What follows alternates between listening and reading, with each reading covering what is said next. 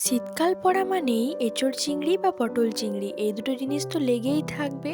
চলো আজ আমি তোমাদের সাথে শেয়ার করব একটা সিম্পল এঁচোড় চিংড়ির রেসিপি। এবছর শীতে প্রথম আমার হাত ধরে বানানো হচ্ছে এঁচোড় চিংড়ি, তাই ভাবলাম তোমাদের সাথে রেসিপিটাও শেয়ার করি। চিংড়ি মাছগুলো যেহেতু দুপুরবেলায় আনা হয়েছিল তাই দুপুরবেলাতেও ভাজা হয়েছিল, আমি রাত্রেবেলায় বানাচ্ছি বলে আরেকবার ভেজে নিলাম। তারপর ওই তেলের মধ্যে গোটা গরম মশলা, গোটা জিরে আর আদা রসুন কাঁচা লঙ্কা বাটা দিয়ে দিলাম। তারপর দিয়ে দিলাম টমেটো আর কিছু গুঁড়ো মশলা যেমন হলুদ গুঁড়ো, জিরে গুঁড়ো, গোটা গোলমরিচ গুঁড়ো আর কাশ্মীরি লঙ্কার গুঁড়ো। আর এই সব কিছু নাড়াতে নাড়াতে আমি ভুলেই গিয়েছিলাম যে নুনটা দেওয়া হয়নি, তারপর নুনটা অ্যাড করলাম। আর নুনটা দেওয়ার পর বেশ মশলাটাকে কিছুক্ষণ ধরে কষালাম। কষানোর পর দিয়ে দিলাম সেদ্ধ করে রাখা এঁচড়গুলোকে। সত্যি বলতে এই রেসিপিটা আমি প্রথমবার বানাচ্ছি, এর আগে না আমি ফোন দেখেছি আর নাই বা কারো কাছ থেকে শুনে রেসিপিটা বানাচ্ছি, তো কিছু ভুল হলে অবশ্যই কমেন্টে জানিও। তো এঁচড়টা কষানোর পর দিয়ে দিলাম তার মধ্যে বেশ খানিকটা জল আর ভেজে রাখা চিংড়িগুলো। তারপর কি জলটা মরে গেলে আমাদের রেডি এঁচড় চিংড়ি। এটা খেতে কিন্তু খুবই ভালো হয়েছিল। তোমাদের রেসিপিটা ভালো লেগে থাকলে একবার বাড়িতে বানিয়ে দেখতেই পারো।